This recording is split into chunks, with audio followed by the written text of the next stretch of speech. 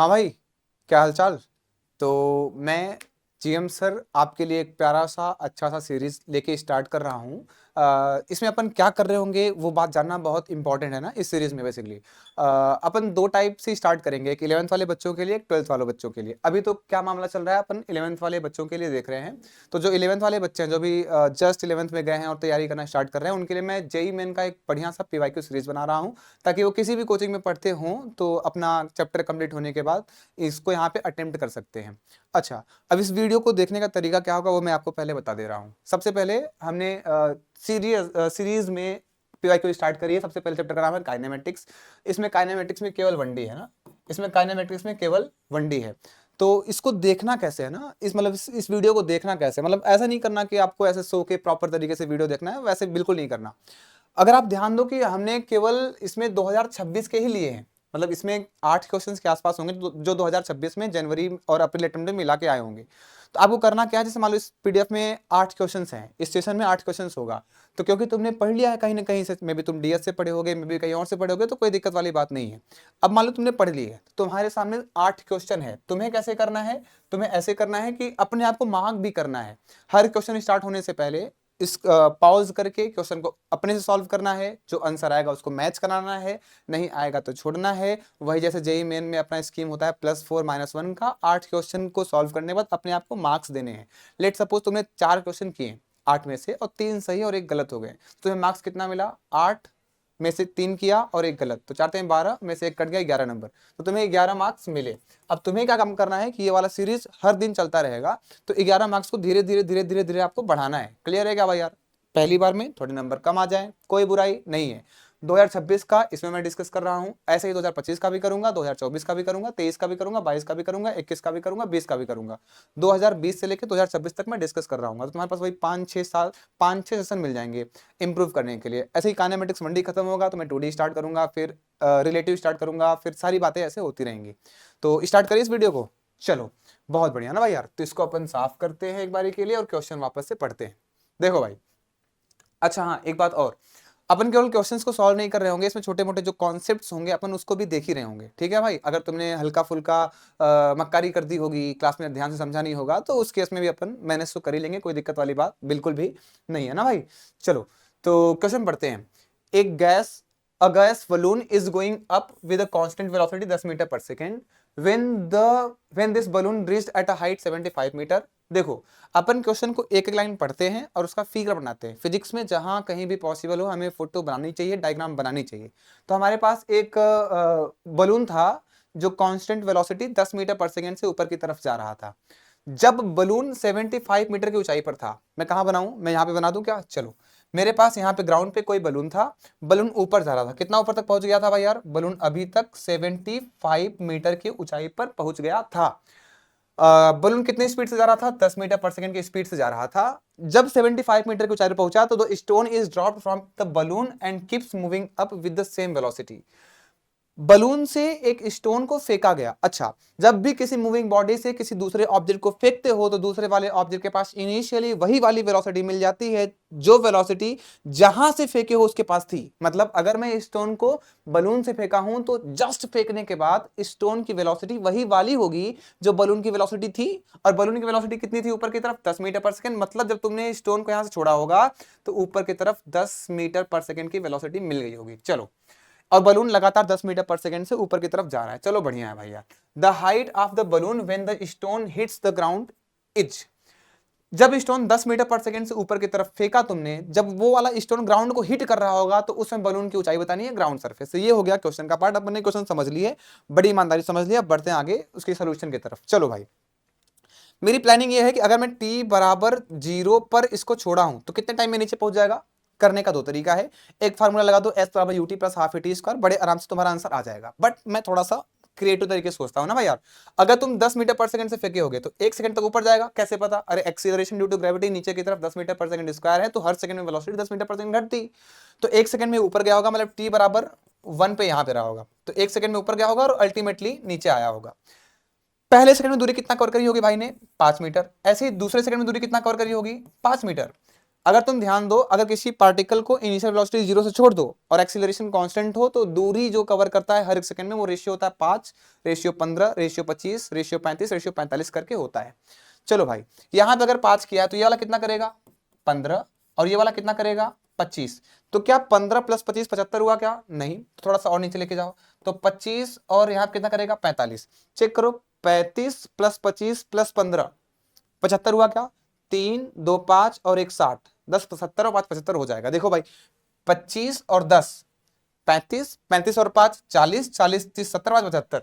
इसका मतलब यह है कि ये 35 मीटर कवर करते ही कहां पे पहुंच गया होगा? ये कहां पे पहुंच गया होगा भाई यार? ग्राउंड पर पहुंच गया होगा। तो कितना सेकंड लगा होगा?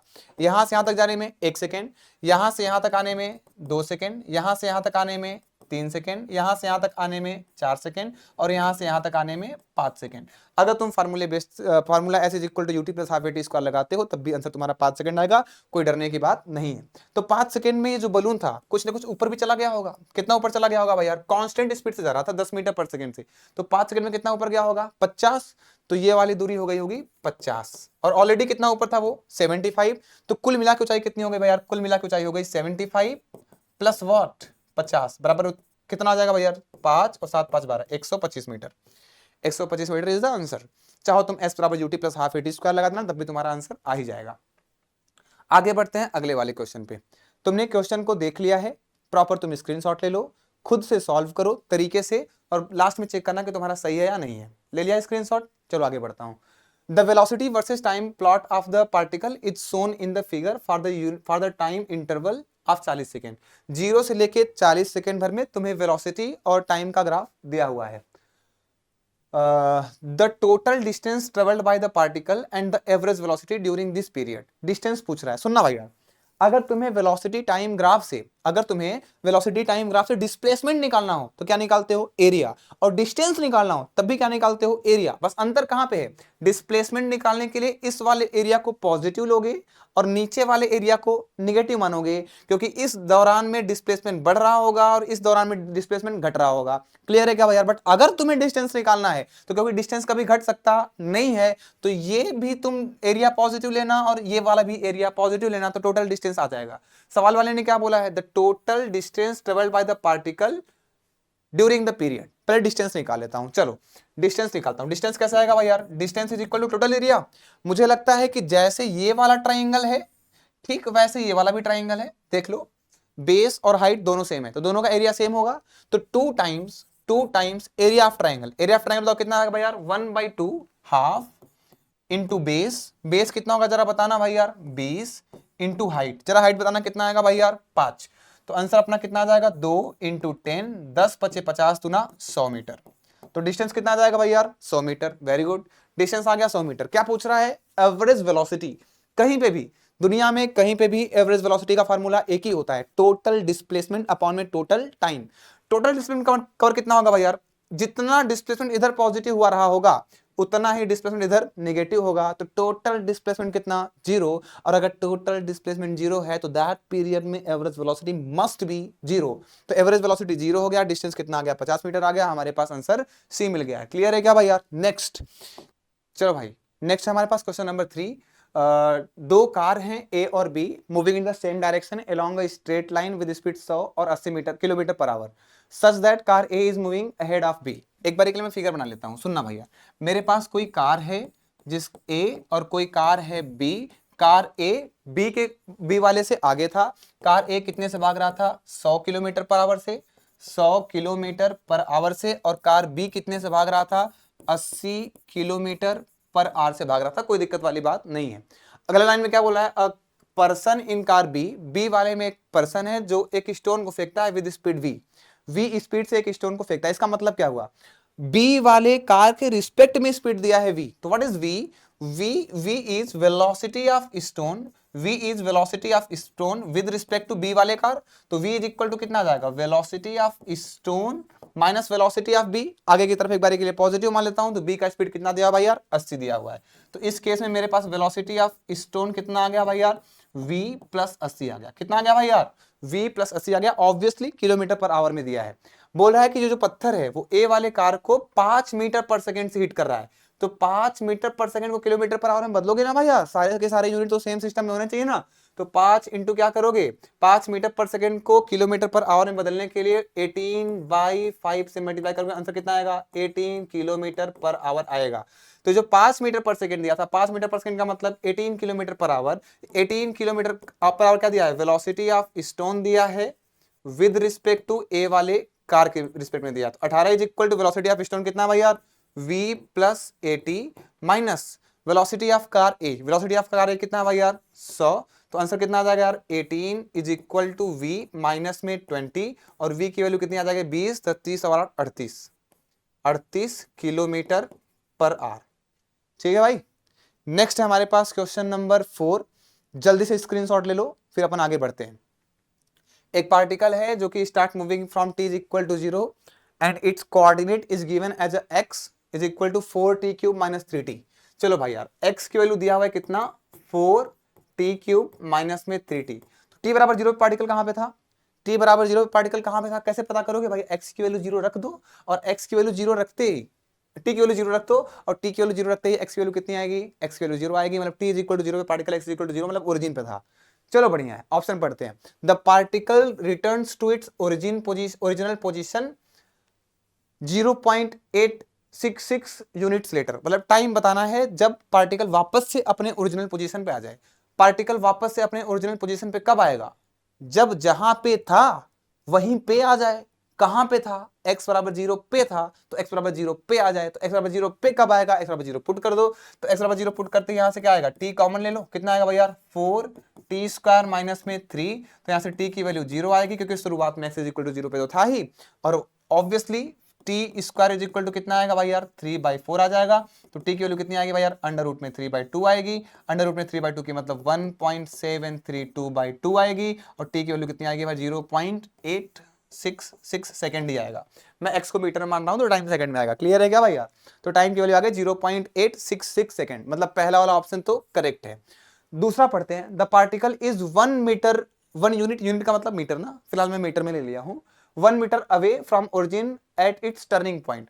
पार्टिकल टर्न कब ले रहा होगा, पार्टिकल टर्न तब लेता है जब उसकी वेलोसिटी 0 होती है। तो चेक कर लो वेलोसिटी 0 कब हुई है, वेलोसिटी 0 जब हुई होगी वही वाला टाइम यहां पे रख देना, x की वैल्यू आ जाएगी, और x की वैल्यू आते ही तुम्हें पता लग जाएगा कि उस टाइम पे पार्टिकल ओरिजिन से कितना दूरी पर था ऑब्वियसली। तो मेरी प्लानिंग क्या कह रही है, मेरी प्लानिंग कह रही है पहले मैं वेलोसिटी निकालूं। वेलोसिटी कैसे निकालोगे भाई यार, वेलोसिटी होगा dx/dt, x की वैल्यू कितना दिया है 4t क्यूब माइनस 3t, जरा डिफरेंशिएट करो कितना आएगा 12t स्क्वायर माइनस 3 बराबर क्या कर दो 0।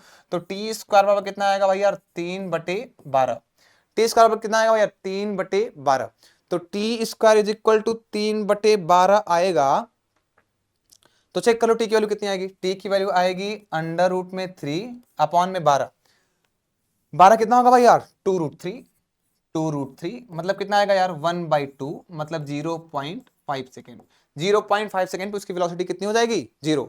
अगर 0.5 सेकेंड पे वेलोसिटी 0 है, चेक करो 0.5 सेकेंड पे particle x is equal to कहां पे था, चेक करो 0.5 का मतलब 1/2, 1/2 का क्यूब करो, 1/2 का क्यूब करो कितना आएगा भैया 1/2 का क्यूब 1/8, 1/8 इंटू 4 करो, 4 इंटू 1/8 बराबर वॉट 1/2 माइनस में 3 इंटू टी, टी की वैल्यू कितनी है 1/2, तो 3 इंटू टी का मतलब 3/2 मतलब कितना आ गया 1 माइनस 3 -2 -2/2 कितना -1, मतलब पार्टिकल का जो पोजीशन था वो ओरिजिन से किस तरफ रहा होगा, ओरिजिन के लेफ्ट में रहा होगा। किस तरफ रहा होगा भाई यार, ओरिजिन के लेफ्ट में रहा होगा, -1 पे रहा होगा। तो ओरिजिन से दूरी कितनी होगी 1 मीटर होगी, तो दूसरा वाला ऑप्शन भी सही है।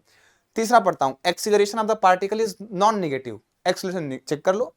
एक्सीलरेशन कैसे आएगा भाई यार, मैं यहां पे कर दे रहा हूं, एक्सीलरेशन होता है dv/dt, dv/dt का मतलब वेलोसिटी आपने निकाली है, कितना निकाली है 12t स्क्वायर माइनस 3, जरा उसको वापस से डिफरेंशिएट करो कितना आएगा भाई यार 24t आ जाएगा, क्योंकि t की वैल्यू 0 से ज्यादा होगी, t की वैल्यू 0 से ज्यादा होगी तो एक्सीलरेशन की वैल्यू 0 से ज्यादा होगी, और 0 से ज्यादा होगा मतलब नॉन नेगेटिव तो है ही। The particle is 0.5 metre unit away from the origin at its turning point, turning point पे पार्टिकल 1 मीटर दूरी पे था, वो अपन ने निकाल लिया, तो 0.5 तो गलत ही होगा। नेक्स्ट है मेरे पास, the particle is never turns back as the acceleration is non negative. अरे पार्टिकल टर्न बैक किया है भाई, कोई दिक्कत वाली बात तो नहीं है। तो ऑप्शन कौन सा सही है, ए वाला सही है, बी वाला सही है, और सी वाला सही है, मतलब बी वाला ऑप्शन करेक्ट है। नेक्स्ट क्वेश्चन की तरफ आगे बढ़ रहा हूं, मेरे पास क्वेश्चन नंबर 5 है, जल्दी से स्क्रीनशॉट ले लो, जल्दी से स्क्रीनशॉट ले लिए क्या भाई, चलो फिर आगे बढ़ता हूं। मेरे पास वाटर ड्रॉप है, सुनना तो पहले तो क्वेश्चन को ईमानदारी से बढ़िया से सुनो। वाटर ड्रॉप है जो कि टैप से गिर रहा है, टैप की ऊंचाई कितना था, 5 मीटर था। चलो मैं यहाँ पे फिगर बनाता हूँ एक बार के लिए ना। मान लो मेरे पास ये कोई टैप रहा होगा, ऐसे टैप यहाँ पे कहीं रहा होगा, टैप की ऊंचाई कितनी थी भाई यार, 5 मीटर थी।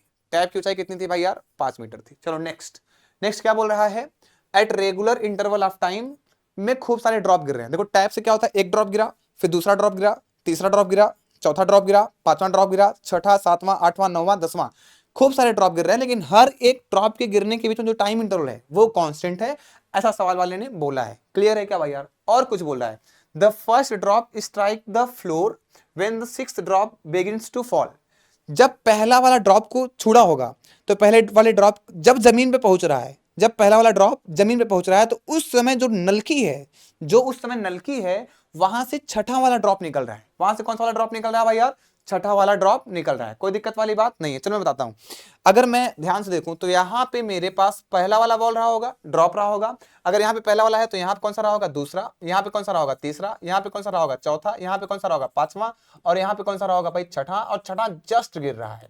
मतलब यू की वैल्यू कितनी होगी, 0। सवाल वाले ने बोला है कि हर एक ड्रॉप के बीच में टाइम कांस्टेंट है, टाइम इंटरवल कांस्टेंट है, तो मतलब इसके बीच में अगर टाइम t है तो इसके बीच में कितना होगा, t, इसके बीच में कितना होगा, t, इसके बीच में कितना होगा, t, इसके बीच में कितना होगा, t। तो टोटल नीचे आने में टाइम कितना लगेगा, 1 2 3 4 5t।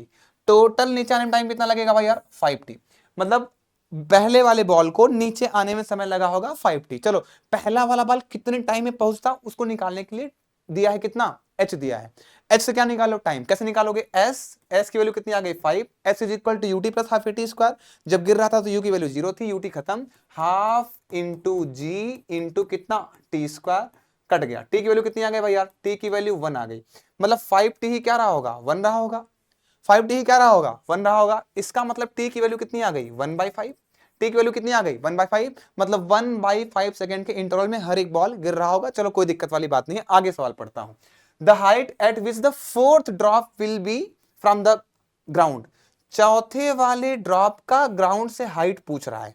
चौथे वाले ड्रॉप का ग्राउंड से ही हाइट पूछ रहा है। तो एक बारी के लिए ये वाला हाइट निकालो, एक बारी के लिए ये वाला हाइट निकालो। ये वाला हाइट कैसे निकालोगे भाई यार, ये वाला टाइम t और ये वाला टाइम t, तो ऊपर से नीचे आने में कितना टाइम लगा होगा, 2t।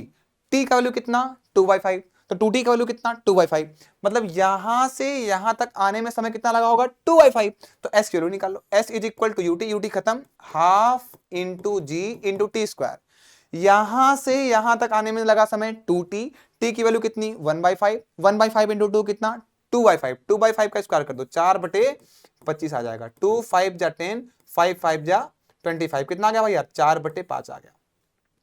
कितना गया भाई यार, 4/5 आ गया। 4/5 तो ऊपर से हाइट आया, पूछा कहां से, ग्राउंड से है, तो ग्राउंड से कैसे निकालोगे, 5 माइनस में 4/5, टोटल हाइट माइनस ऊपर से हाइट, कहां से आ जाएगा भाई यार, नीचे से हाइट। तो 5 माइनस 4/5 करते कितना आएगा, 5 5 25 में से 4 गया, 21/5। 21/5 का आंसर कितना आएगा यार, 5 चौके 20 और 1 0, 5 दूनी 10, 4.2 मीटर ग्राउंड से हाइट रही होगी। तो देख रहे हो क्वेश्चंस कठिन जेईई मेन में तो नहीं आते, हल्के हल्के सवाल आते हैं, बट तुम्हें समझ में चीजों को आना चाहिए। चलो भाई नेक्स्ट है हमारे पास क्वेश्चन नंबर 6। वेलोसिटी और एक्स का ग्राफ दिया हुआ है। अगर मेरे पास वेलोसिटी और एक्स का ग्राफ दिया है तो मैं वेलोसिटी और एक्स में रिलेशन निकाल सकता हूं। कैसे निकाल सकता हूं यार, देखो ये v स्ट्रेट लाइन है तो v is equal to minus में के एक्स प्लस सी कर दूं क्या। अगर x 0 है तो v क्या है, पॉजिटिव। मतलब इस केस में c की वैल्यू क्या है, ग्रेटर देन 0। और माइनस क्या है, माइनस के क्या है, स्लोप, स्लोप नेगेटिव है इसलिए मैंने माइनस के माना है। मतलब k की वैल्यू भी क्या है, ग्रेटर देन 0 है। k की वैल्यू भी क्या है यार, ग्रेटर देन 0 है। एक्सीलरेशन क्या होता है, ध्यान से देखना, एक्सीलरेशन होता है v dv by dx। Acceleration कितना होता है, v dv by dx। v की वैल्यू बताओ कितना है भैया, माइनस में के एक्स प्लस सी है। v की वैल्यू कितनी है, माइनस में के एक्स प्लस सी है, इंटू dv बाई dx की वैल्यू बताओ। dv बाई dx की वैल्यू कितनी आएगी, माइनस में k आएगी। तो एक्सीलरेशन इक्वल टू कितना आएगा, माइनस में k इंटू माइनस में k प्लस में k square into x, plus में कितना आ जाएगा, माइनस में कितना आएगा भाई, c इंटू के। सी भी पॉजिटिव, के भी पॉजिटिव, तो सी के क्या हो जाएगा भाई यार, पॉजिटिव। तो एक्सीलरेशन इक्वल टू कितना आ गया, समथिंग कांस्टेंट का square x minus something constant, मतलब सी डैश मान लो। तो एक्सीलरेशन और एक्स में ग्राफ कैसा आएगा, लीनियर। स्लोप क्या होगा, पॉजिटिव। स्लोप पॉजिटिव किसमें नहीं है, इसमें नहीं है और इसमें नहीं है। अब दो में स्लोप पॉजिटिव है, बी वाले ऑप्शन में और सी वाले ऑप्शन में, लेकिन x इज इक्वल टू 0 रखने पे ए क्या आना चाहिए, निगेटिव। और x इज इक्वल टू 0 रखने पे इसमें ए क्या आ रहा है, पॉजिटिव। मतलब ऑप्शन कौन सा वाला सही है, बी वाला। ठीक है भाई यार। नेक्स्ट बढ़ते हैं अपने पास, क्वेश्चन नंबर 7 है, एक paratrooper jumps from an aeroplane and opens a parachute after 2 second of free fall and starts decelerating with 3 metre per second square at 10 metre height from the ground while descending with the help of parachutes. The speed of the parameter is 5 meter. The initial height of the aeroplane पूछ रहा है। चलो भाई, मेरे पास बोला है कि मेरे पास एक एरोप्लेन है, वो आदमी एरोप्लेन से कूद जाता है और 2 सेकंड बाद, 2 सेकंड में कितना दूरी कवर कर लिया होगा? 2 सेकंड में कितना दूरी कवर कर लिया होगा भैया? अगर यहाँ पे t बराबर 0 है और यहाँ पे t बराबर 2 सेकंड है, तो 2 सेकंड में फ्री फॉल होता है। फ्री फॉल के केस में पहले सेकंड में दूरी कितना कवर करता है? 5, और दूसरे सेकंड में कितना करता है भाई यार? 15। 5:15:25 होता है ना यार, तो 5 और 15 कितना हो जाएगा भाई यार? 20 मीटर। कितना हो जाएगा भाई यार? 20 मीटर। तो 2 second of free fall and starts decelerating. यहाँ पे वेलोसिटी कितना हो जाएगा? 1 सेकंड में वेलोसिटी कितनी बढ़ती है नीचे की तरफ? 10। तो 2 सेकंड में कितना बढ़ेगा? 20। यहाँ पे कितना था? 0। तो यहाँ पे वेलोसिटी कितनी हो गई होगी? 20 मीटर पर सेकंड हो गई होगी। चलो नेक्स्ट क्या बोल रहा है भाई यार? नेक्स्ट बोल रहा है कि यहाँ पे उसने पैराशूट खोल लिया, पैराशूट खोलने की वजह से उसने डीएक्सीलरेट करने लगा कितने से भाई यार? 3 मीटर पर सेकंड स्क्वायर से at 10 meter of height of ground. जब वो ग्राउंड से 10 मीटर के हाइट पर था, जब वो ग्राउंड से 10 मीटर के हाइट पे था, तो उसके पास स्पीड कितना था भाई यार? उसके पास स्पीड था 5 मीटर पर सेकंड था। कितना था? 5 मीटर पर सेकंड था। तो वी स्क्वायर माइनस ये वाला हाइट कितना मान लो? h। ये वाला हाइट कितना मान लो भाई यार? h। तो क्या लगा देना? V square minus u square बराबर 2as। मैं लगाता हूं v square minus u square कितना भाई यार? बी स्क्वायर बराबर कितना? 2 इंटू ए की वैल्यू किस तरफ है? ऊपर की तरफ। कितना भाई यार? माइनस में 3 इंटू एच निकालना है, इंटू एच निकालना। चेक करो कितना आएगा? 5 5 जा 25 minus 400 is equal to minus में 6 इंटू एच। तो यहाँ से एच की वैल्यू कितनी आएगी? चेक करो। 400 में से 25 गया, कितना भाई? 375। 400 में से 25 गया कितना भाई? 375 माइनस का अपॉन में माइनस में 6। तो यहाँ से h निकालो कितना आएगा भाई यार? जरा चेक करो। 6 6 जा 36, 15 6 दूनी 12, 3 0 6 पंचे 30, 62.5 आ गया। तो टोटल हाइट कितना होगा भाई यार? ये रहा 10, ये रहा h 62.5 और ये कितना रहा भाई यार? 20। टोटल हाइट चेक कर लो कितना आएगा? 60 और 20 80 10 90, 90 और 2 92.5। कितना आ गया भाई यार? 92.5 मीटर। थोड़ी गणित मेरी कमजोर है यार, प्लस माइनस में मैं गड़बड़ा जाता हूँ ना, तो मैं चीजों को ध्यान से देखना है। अगर ना समझ में आए तो बताना भी है कमेंट सेक्शन में। नेक्स्ट है हमारे पास क्वेश्चन नंबर 8, और क्वेश्चन नंबर 8 हमारे पास है from 18 meter height above the ground. मेरे पास ग्राउंड से ऊपर 18 मीटर के हाइट पे एक ball is dropped from the rest. मेरे पास 18 मीटर की कोई बिल्डिंग थी, वहां से किसी बॉल को रेस्ट से छोड़ दिया गया है। The height above the ground at which the magnitude of velocity is equal to the magnitude of acceleration. कह रहा है कि कहां से हाइट पूछ रहा है? The height above the ground, ground से कितना ऊपर पे बॉल था, ग्राउंड से कितना ऊपर पे बॉल था जब उसकी वेलोसिटी का मैग्नीट्यूड और एक्सीलरेशन का मैग्नीट्यूड बराबर हो गया। तो एक्सीलरेशन ड्यू टू ग्रेविटी का मैग्नीट्यूड कितना होता है? 9.8, लेकिन लेना कितना है? 10। इसका मतलब पूछ रहा है कि जब वेलोसिटी 10 हो गई तो वो ग्राउंड से हाइट कितनी हाइट पे था? तो चलो आ जाओ, माना कि इसकी वेलोसिटी कितनी हो गई भाई यार? बढ़ बढ़ के 10 मीटर पर सेकंड हो गई। अच्छा एक बात बताओ, अगर 10 मीटर पर सेकंड हो गया होगा, मतलब यहाँ पे कितना रहा होगा? टी की वैल्यू 0 रही होगी, और यहाँ पे टी की वैल्यू कितनी रही होगी? 1 सेकंड। अरे भाई टी की वैल्यू कितनी रही होगी? 1 सेकंड। 1 सेकंड में ही तो वेलोसिटी बढ़ के 10 मीटर पर सेकंड होता है। वेलोसिटी अगर 0 है तो 1 ही सेकंड का तो टाइम लगेगा 10 मीटर पर सेकंड होने में। इसका मतलब यहां से यहां तक आने में समय कितना लगा है? 1 सेकंड। और सबसे पहले वाले 1 सेकंड में दूरी कितना कवर करता है? 5 मीटर। दूरी कितना कवर करता है भैया? 5 मीटर। अगर ऊपर से 5 मीटर आया है तो नीचे से हाइट बताओ, नीचे से हाइट बताओ। टोटल कितना था भाई यार? 18। ऊपर से कितना आ गया? 5। तो नीचे वाली हाइट बताओ कितना भाई यार? आंसर है 13 मीटर। क्लियर है क्या भाई यार? नेक्स्ट हमारे पास नहीं है। तो मुझे ऐसा लगता है कि तुमने सारे वीडियोस का सोल्यूशन देखा है, बढ़िया से देखा है। तो तुम्हारा भी एक काम है, तुम्हें जिस क्वेश्चन में जो भी क्वेश्चन बढ़िया लगा हो उसको कमेंट सेक्शन में बताओ, और जो भी डाउट हो, तुम्हारी क्यूरी हो, उसको कमेंट सेक्शन में बता सकते हो, कोई दिक्कत वाली बात नहीं है। चैनल को सब्सक्राइब कर लेना, बढ़िया तरीके से अपन मेहनत करेंगे। सारे के सारे ईयर का पीवाईक्यूज हमें सॉल्व करना है, एज अ टेस्ट सॉल्व करना है, और घर पे वैसे ही माहौल बना के बैठना है जैसे तुम मेन एग्जाम में बैठते होगे, तो हमारे एग्जाम की भी तैयारी अच्छे से तरीके से हो जाएगी। कोई दिक्कत वाली बात बिल्कुल भी नहीं है। तो चलो इस वीडियो को यहीं पे खत्म करते हैं, फिर मिलेंगे 2025 के पीवाईक्यूज के साथ। ठीक है, बाय बाय, थैंक यू।